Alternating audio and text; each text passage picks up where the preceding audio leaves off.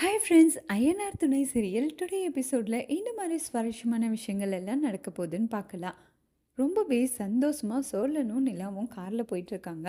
அப்போ நிலா வந்து சோழன் கிட்ட, ஒரு வேளை நான் வர்றது அந்த கஸ்டமர் கம்ஃபர்டபுளாக இல்லைன்னா எனக்கு கொஞ்சம் வருத்தமாக இருக்குன்றாங்க. எங்க பாருங்க, இப்போ தான் நம்ம ட்ரிப்பு போகிறோங்கன்னு வைபாக இருக்குங்க. இப்போ போய் அவங்களுக்கு கம்ஃபர்டபுள் இருக்காதா அப்படின்னு யோசிக்காதுங்க. ஒரு வேளை அவங்களுக்கு கம்ஃபர்டபுள் இல்லைன்னா நானே உங்களை கூட்டிகிட்டு வந்து வீட்டில் விட்டுடுறேன். ஆனா, நீங்க நெனைக்கிற மாரி அவங்க கிடையாது. அவங்க கண்டிப்பா நீங்க வந்தா ரொம்ப சந்தோஷப்படுவாங்கன்னு சோழன் சொல்றாங்க. அதுக்கப்புறமா 2 பேரும் அந்த கஸ்டமரோட வீட்டுக்கு போறாங்க. போனதுடனே நிலாவ பார்த்து புருஷன், பொண்டாட்டி 2 பேருமே அவ்ளோ சந்தோஷப்படுறாங்க.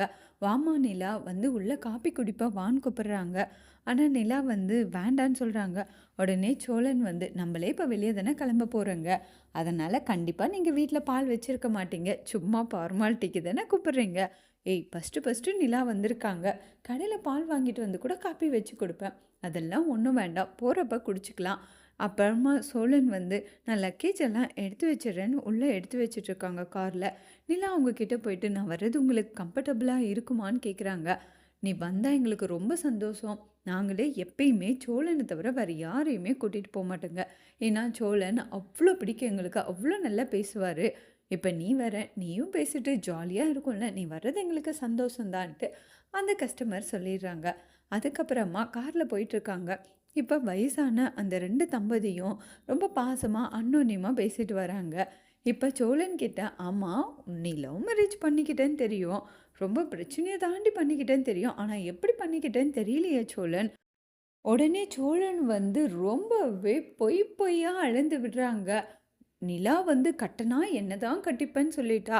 அதுக்கப்புறம் அவங்க அப்பா எவ்வளோ பிரச்சனை கொடுத்தாலும் சேசிங்கு, சண்டை, ரவுடி எல்லாத்தையும் பார்த்து போலீஸ் ஸ்டேஷன்ல போய் தைரியமா நான் நிலா கைய பிடிச்சு கல்யாணம் பண்ணிக்கிட்டேன். அவ என்ன பார்த்தா பாரு அந்த பார்வை இருக்கே, என்னை விட்டுட்டு போலடா, இவ்வளோ பிரச்சனை என் கூடவே இருந்தியேன்ட்டு. ஐயோ! அதுக்காக என்னனாலும் பண்ணலாம் அப்படின்னு அழுந்து அழுந்து போய் சொல்லிட்டு இருக்காங்க. நிலா இப்போ கோவமா சோழனை பார்த்து முறைக்கிறாங்க. உடனே சோழன் வந்து, "ப்ளீஸ் ப்ளீஸுங்க" அப்படின்னு ரெக்வெஸ்ட் கேட்குறாங்க. அதுக்கப்புறமா நம்ப நிலா கிட்ட கேட்குறாங்க, "நீ எப்படிம்மா சோழன லவ் பண்ண? சோழன போய் யாருக்காச்சும் பிடிக்காம இருக்குமா? அந்த அளவுக்கு பிடிக்கும்." அப்படின்னு சொல்றாங்க. அதுக்கப்புறம் சோழன் ரொம்ப சந்தோஷப்படுறாங்க. இப்போ அவங்க தங்குற ரெசார்ட்டும் வந்துடுது. அந்த வயசான தம்பதி 2 பேரும் இறங்கி போனதுடனே, "ஏங்க, லைஃப் லாங் நீங்க என் கூட இருப்பீங்களா? நீங்க அவங்க கிட்ட என்ன பிடிச்சிருக்குன்னுலாம் சொன்னீங்களே." "ஆமா, நீ கூட தான் கதைய அளந்து அளந்து சொல்லிட்டு இருந்த.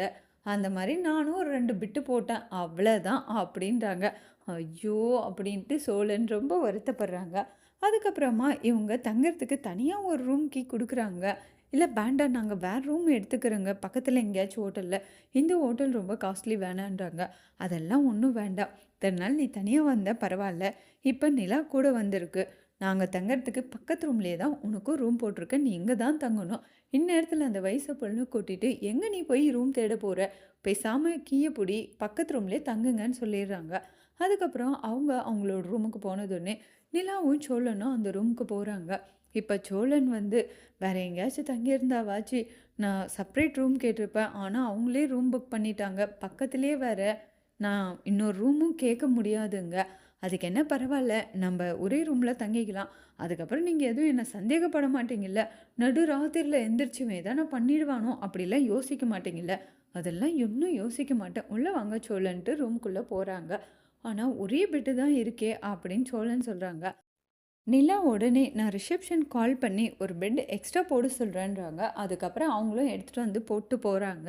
அதானே பார்த்தேன், எங்க பக்கத்துல படுன்னு சொல்லிடுவாளோ அப்படின்ற மாரி சோழன் மைண்ட்ல நினைக்கிறாங்க. இப்ப நிலா ஃப்ரெஷ்அப் ஆயிட்டு வராங்க. இப்ப சோழன் கிட்ட வந்து, "ஆமா, அவங்க பக்கத்து ரூம்ல தங்கியிருக்காங்க. எப்பயுமே உங்களுக்கும் இப்படிதான் ரூம் போட்டு தருவாங்களான்னு?" கேட்குறாங்க. "அதெல்லாம் ஒண்ணும் இல்லங்க. அவங்க கொஞ்சம் காஸ்ட்லியா தங்கிப்பாங்க. எங்கள மாரி ஆளுங்க கொஞ்சம் மீடியமா தங்க வைப்பாங்க. ஆனா, இவங்க ரொம்ப நல்லவங்க. இவங்கலாம் நல்லபடியா எனக்கு ரூம் அரேஞ்ச் பண்ணுவாங்க. ஆனா, சில பேரெல்லாம் என்ன பண்ணுவாங்க தெரியுமா? ரொம்ப கேவலமா இருக்கிற ஏதாச்சும் ஒரு கம்மி ரேட்ல இருக்கிற ரூம புக் பண்ணி விடுவாங்க. அங்க ரூமு, பாத்ரூம் எல்லாம் கேவலமா இருக்குங்க.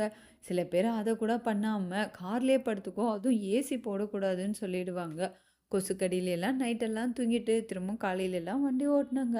ஒரு ஒரு கஸ்டமர் ஒரு ஒரு மாரி. எங்களையெல்லாம் சில பேர் மனுஷனா கூட மதிக்க மாட்டாங்க. அவங்க கம்ஃபர்டபுளுக்கு தான் பார்ப்பாங்க. நாங்கலாம் என்ன ஃபீல் பண்றேங்க, எங்களுக்கு கம்ஃபர்டபுளா அதெல்லாம் யோசிக்கவே மாட்டாங்க. எங்க தொழில் இப்படிதான், அப்படி இப்படின்ட்டு ஃபீல் பண்ணி பேசுறாங்க. இதெல்லாம் கேட்டு நிலா ரொம்பவே வருத்தப்பட்டுட்டு இருக்காங்க. அதுக்கப்புறமா பல்லவன் வந்து காயத்ரி எதிர்ச்சியா பார்க்குறாங்க.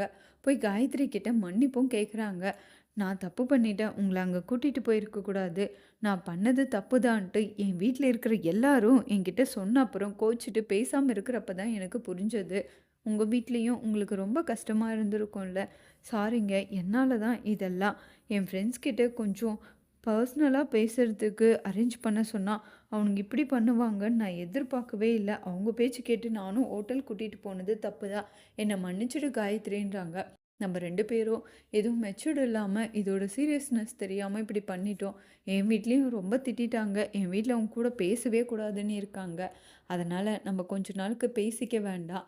இனி நம்ம குடும்பத்துல யாரும் கஷ்டப்படாத மாரி, நம்ம ஒழுங்கா, பொறுப்பா இருந்து சாதிச்சு காமிக்கணும். என் அண்ணாவும் என்கிட்ட பேசுறதில்ல. அதனால அவரு என் தம்பின்னு சொல்ற மாரி நான் பண்ணிட்டு தான் அவர்கிட்ட பேசுவேன்ட்டு ரொம்ப ஃபீல் பண்ணி பல்லவனும் பேசுறாங்க. காயத்ரியும் நம்ம கொஞ்ச நாள் பேசிக்க வேண்டான்ட்டு கிளம்பி போயிடுறாங்க. அதோட இந்த எபிசோட்ஸ் முடிச்சிருக்காங்க.